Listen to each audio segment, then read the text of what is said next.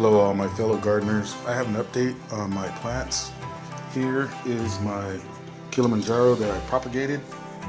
It's doing good and it's starting to branch off into 2 branches. It's a nice looking indoor plant that I have.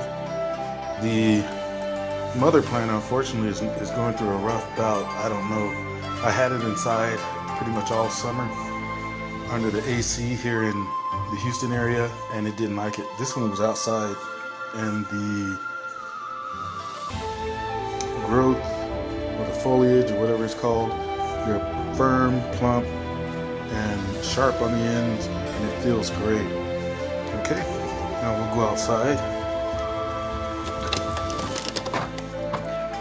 and the one that started it all, the second one that started it all is the white yarrow. The white yarrow is doing good. It's healthy. I had some of the dry ones that I took out. I do that every once in a while. But after the IcePocalypse last year in February, this one went down to almost a dormant state, and it wasn't looking good. But as you can see now, beautiful, green, lush, vibrant branches, and it's looking wonderful.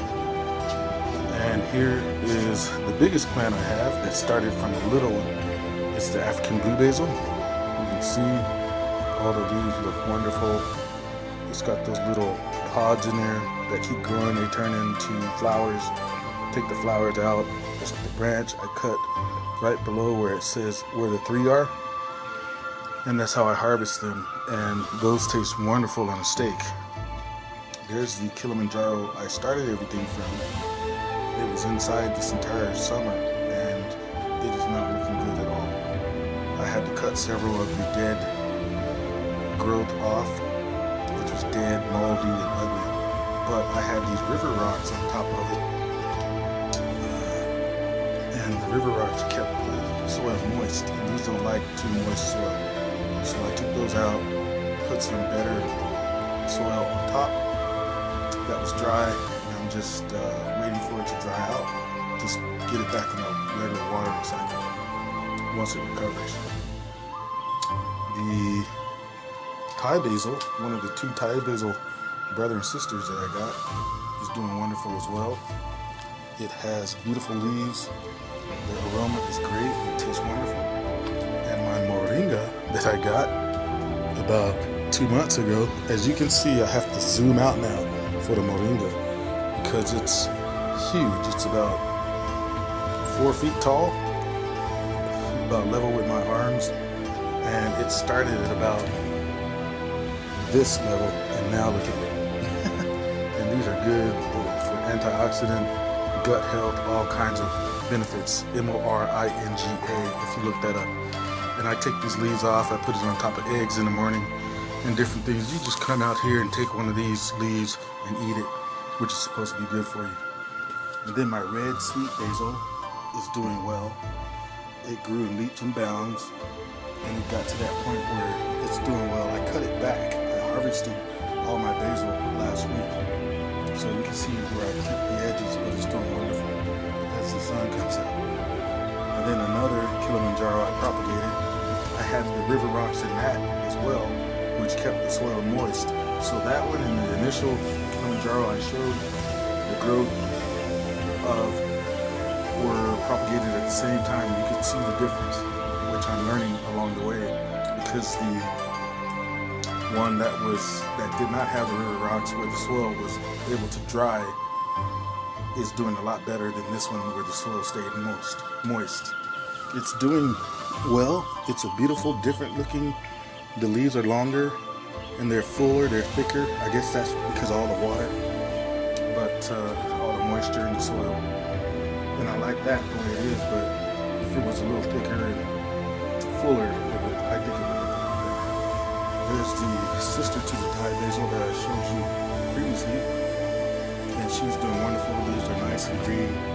The bulbs grew out, the flowers grew out, and it is doing absolutely well. The fragrance, the aroma is magnificent over here with the different basils. It smells like a pizza. The toppings of a pizza. And then my sago palm, which beginning of fall started to sprout new fawns, and as you can see, it's grown tremendously since the last update. And the lighter green inner fawns are, you can tell the difference. Those are all new. 1, 2, 3, 4, 5 new palm fronds. 6, because the ones that are barely grown are moist, and the ones that have been there a while are hard and not as moist. These they have a moist texture. And then my bromeliad is doing good over here. It likes the dark. It was inside with the Kilimanjaro, and as you can see on this side, there's another little one growing out of the side, which I need to cut. Last time I took it to where I bought it from, and the lady cut it for me for free, and that gave me my other Kilimanjaro, bromeliad, which is here. And this bromeliad was cut from that one. So now I have a new bromeliad growing from the original, and this one is doing well. It had been outside all the time in that shade spot, so I swapped spots because that one you can see with all the brown growing on it. Alright, and that's my update for my plant life, and I hope you're all doing wonderful and well. And I'm thankful that I picked this up right before the craziness started last year, because my plants have been my refuge. Okay, have a wonderful day. God bless.